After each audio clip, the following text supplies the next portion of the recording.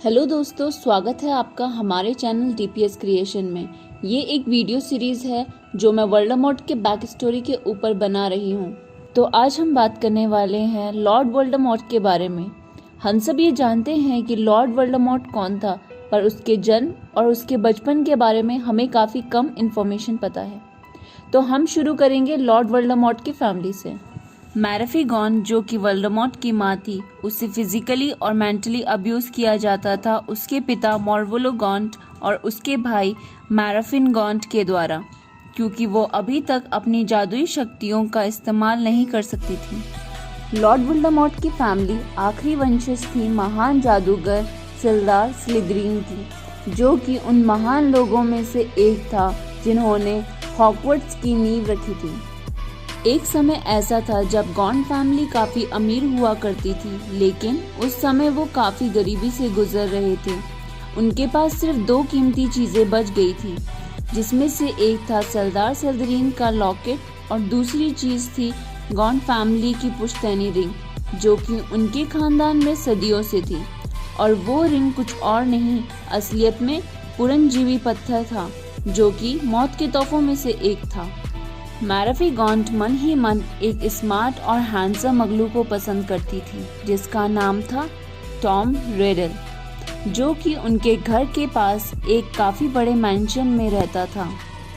एक दिन जब मैरफी मन ही मन टॉम को देखते हुए उसके बारे में सोच रही थी, तो मॉर्फिन ने ये सब कुछ देख लिया और गुस्से में टॉम के ऊपर जादू का इस्तेमाल कर दिया।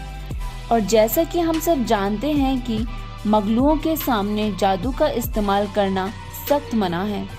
तो इस सब के कुछ समय बाद वहाँ जादू मंत्रालय से एक जादूगर आया, जो कि मॉर्फिन को उसके केस की डेट के बारे में बताने आया था। और इस बातचीत ने एक बहुत गलत मोड़ ले लिया और इस कारण जादू मंत्रालय के लोगों को बैकअप के लिए आना पड़ा। और फिर जादू मंत्रालय के लोगों के साथ मॉर्फिन और मोरलो के बीच एक डुओ फाइट हुई, जिसमें मॉर्फिन और मोरलो का हारना लाजमी था। इसके बाद मॉर्फिन को 3 साल के लिए और मोरलो को 6 महीने के लिए अज़्काबान भेज दिया गया। और आखिरकार मैरफी अपनी उस फैमिली से आज़ाद थी जिससे उसे कभी अपनों का प्यार मिला ही नहीं था।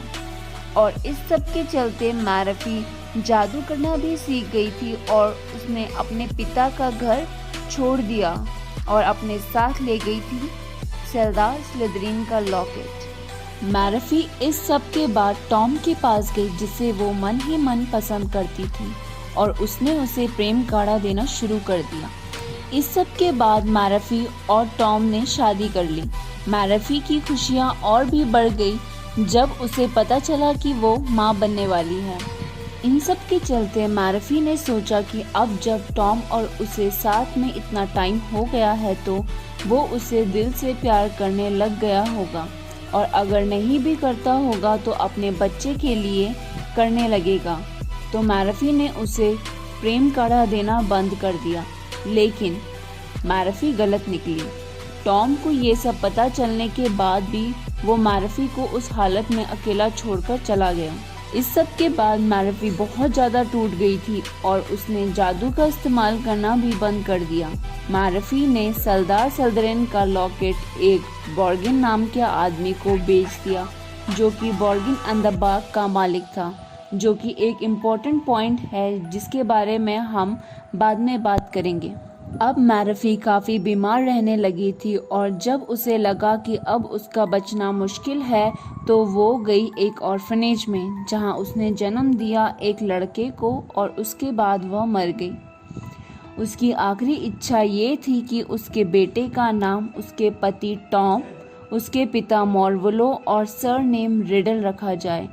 टॉम मॉर्वोलो रिडल का जन्म दिसंबर 31, 1926 में हुआ था।